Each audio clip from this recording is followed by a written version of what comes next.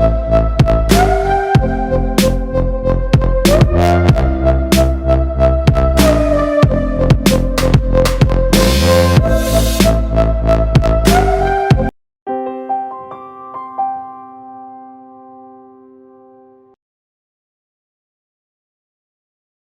datang kembali di channel saya ini. Channel ini adalah bukan hanya untuk memberitakan kebenaran, tetapi juga berani untuk menyatakan yang salah.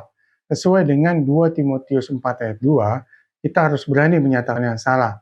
Karena ajaran yang salah itu tidak berasal dari Tuhan. Ajaran yang salah itu menyimpang dari Alkitab itu berasal dari iblis. Kita harus berani menyatakan yang salah. Pada kesempatan ini kita akan membahas tentang kita lebih baik orang Kristen itu berada di dalam satu gereja, ya, atau kita mempunyai pilihan sebanyak 40.000 plus gereja, ya. Nah, saya akan membagi video ini menjadi 3 bagian ya. Yang pertama latar belakangnya, terus habis itu kita masuk ke dalam kenapa di Protestan itu banyak denominasinya sampai dengan 40.000. Ya. Kemudian terakhir kita akan tutup dengan bagaimana sebagai orang Kristen kita memilih denominasi yang paling benar. Nah, dari latar belakangnya ya, sesuai dengan Kisah Para Rasul 11 ayat 26 mengatakan bahwa kita orang Kristen ya disebut dengan Kristianos di Kisah Para Rasul 11 itu adalah pengikut Kristus. Ya, Kristianos itu bahasa Yunani yang artinya adalah pengikut Kristus. Jadi di abad pertama kita sudah disebut dengan orang Kristen, pengikut Kristus.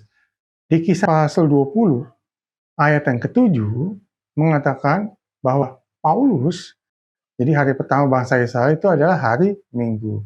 Jadi Paulus kebaktian itu hari Minggu. Nah, disitulah mulai bertumbuh gereja. Walaupun masih menghadapi penganiayaan, ketika Konstantin, yaitu Kaisar Romawi yang memeluk agama Kristen, dari situlah di atas abad keempat, baru orang Kristen bertumbuh dengan besar. Karena Kaisarnya orang Kristen. Ya.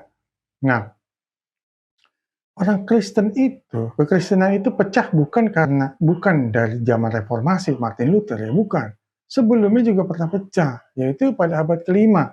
Kenapa mereka pecah? Karena perbedaan dogma atau perbedaan ajaran doktrin yang mereka pahami ya. Jadi pada abad kelima yang pecah itu adalah yang kita sebut sekarang Oriental Orthodox. Oriental Orthodox itu adalah gereja-gereja seperti gereja Koptik di Mesir, gereja Syria, gereja Armenian ya. Nah, itu adalah gereja-gereja Oriental Orthodox ya. Kemudian bukan hanya Oriental Orthodox saja yang pecah. Di abad ke-11 pun pecah lagi, yaitu yang disebut dengan Great Schism. Setelah pecah itu makanya lahirlah yang disebut dengan Katolik Roma pada abad ke-11, lalu ada yang namanya Eastern Orthodox. Eastern Orthodox itu ada gereja-gereja Orthodox di bagian timur ya, seperti Rusia, Bulgaria, daerah-daerah Eropa Timur, dan Yunani, itu adalah memeluk Eastern Orthodox. Nah, dari sini aja kita sudah tahu ya bahwa Tuhan tidak menghendaki satu institusi gereja. Di abad ke-5 sudah pecah, abad ke-11 sudah pecah, kemudian ditambah lagi dengan reformasi di abad ke-16 ya, yang dimulai tahun 1517 kalau nggak salah ya.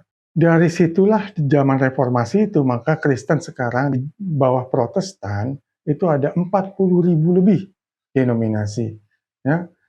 Karena kita sebelumnya hanya mempunyai satu ajaran, ya, yaitu Gereja Katolik atau Ortodoks, ya, satu ajaran. Ya, kita sudah mengalaminya bagaimana kekuasaan gereja pada saat itu ketika hanya ada satu gereja saja. Ya, jadi kita menyerahkan kekuasaan itu kepada gereja. Semua yang dikeluarkan gereja sudah pasti benar sesuai dengan Alkitab, padahal juga tidak benar. Makanya muncullah Martin Luther yang menjelaskan bahwa dogma Katolik pada saat itu sangat bertentangan dengan Alkitab.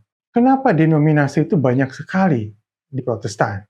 Karena kita sudah tidak lagi dikuasai oleh kekuasaan satu gereja, sehingga jemaat boleh mendirikan gereja sesuai dengan apa yang mereka percayai, sehingga banyak sekali walaupun perbedaannya liturgi, mereka mendirikan gereja atau denominasi yang lain. Ya, sehingga begitu banyak denominasi. Tapi ya, perlu diingat juga bahwa tidak semua denominasi ini mempunyai dogma yang berbeda. Ya, mereka hanya berbeda sedikit, bahkan hanya berbeda liturgi atau berbeda institusi disebut dengan denominasi yang berbeda. Seperti gereja-gereja Protestan, GKI, GPIB, HKBP, mereka kan mempunyai dogma yang sama. Tetapi karena liturgi yang berbeda, makanya mereka mempunyai institusi yang berbeda dan dinamakan denominasi yang berbeda. Makanya banyak sekali denominasi Kristen. Dan juga Alkitab tidak pernah mengatakan bahwa kita akan menjadi satu gereja, satu institusi gereja. Tidak pernah. Ya, karena ada tulisan yang mengatakan di Lukas 17 ayat 1, Tuhan Yesus sendiri yang mengatakan begini, tidak mungkin tidak akan ada penyesatan, tetapi terkutuklah yang mengadakannya.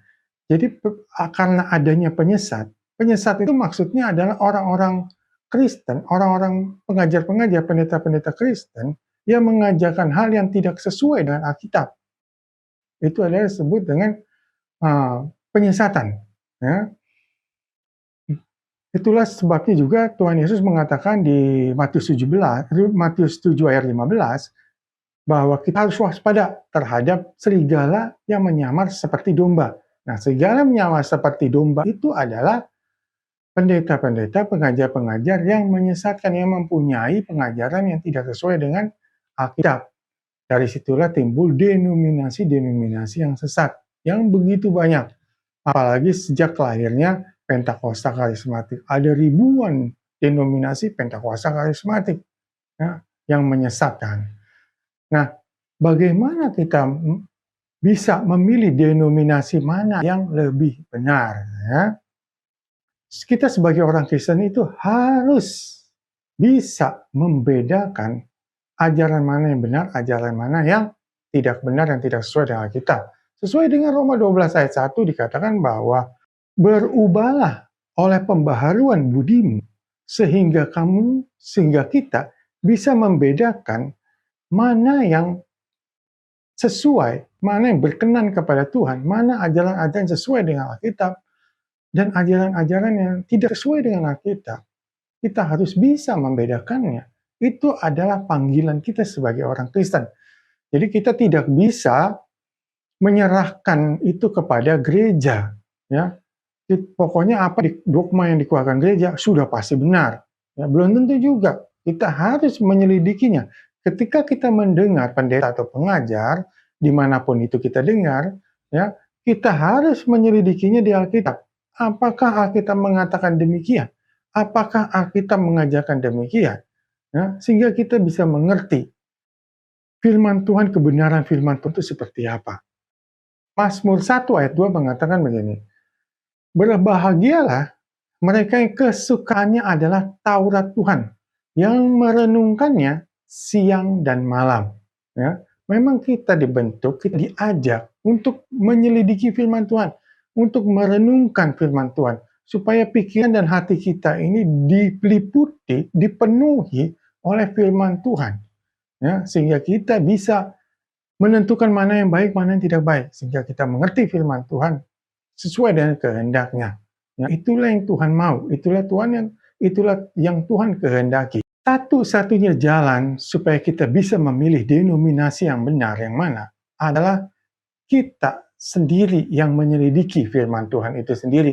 Kita mengerti, kita mendengar pengajaran-pengajaran dari para ahli-ahli teolog, pengajaran-pengajaran dari para pendeta dan pengajar-pengajar yang lain. Kita dengar, kita selidiki sendiri di Alkitab.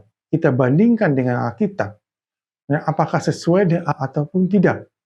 Mari kita baca di Kisah 17 ayat 11. Orang-orang Yahudi di kota itu lebih baik hatinya daripada orang-orang Yahudi di Tesalonika. Di kota itu adalah kota Berea, ya, kalau Anda baca ayat-ayat sebelumnya. Karena mereka menerima firman itu, menerima firman dengan segala kerelaan hati, dan setiap hari, perhatikan ya, setiap hari mereka menyelidiki kitab suci untuk mengetahui apakah semuanya itu benar demikian. Ya. Jadi memang kita diajak untuk kita sebagai orang percaya harus menyelidiki firman Tuhan supaya kita mengerti isi firman Tuhan, mengerti kehendak Tuhan. Ya.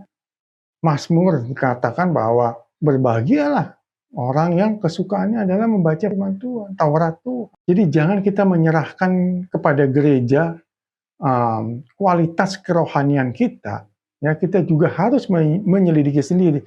Jangan kita hanya percaya saja, ya bahwa apa yang dikeluarkan gereja, apa yang dogma yang dikeluarkan gereja itu sudah pasti benar sesuai dengan kita. Ya, karena pada hari terakhir, pengadilan terakhir, semua orang akan dihakimi. Ya, kita akan ditanya. Ya, kita tidak bisa mengatakan bahwa contohnya, kita tidak bisa mengatakan gereja Katolik, Pak. Di gereja saya dikatakan dogmanya seperti demikian. Kita tidak bisa mengatakan demikian, karena itu adalah tanggung jawab kita masing-masing. Ya, Tuhan sudah memberikan pintu yang lebar. 40.000 denominasi, Anda pilih yang mana yang sesuai dengan Alkitab. Ya. Nah, inilah sebenarnya tugas Roh Kudus di sini. Ya, kita berdoa kepada Roh Kudus supaya Roh Kudus membimbing kita, menerangi hati dan pikiran kita, sehingga kita bisa memilih denominasi yang sesuai dengan firman Tuhan. Jadi, lebih baik mana? Satu gereja atau banyak gereja? Menurut Alkitab, lebih baik banyak gereja. Ya, kita bisa memilih denominasi mana yang sesuai dengan firman Tuhan. Demikian dari saya, ikuti terus video-video saya, jangan lupa klik subscribe untuk mendukung channel ini. Tuhan Yesus memberkati, haleluya, amin.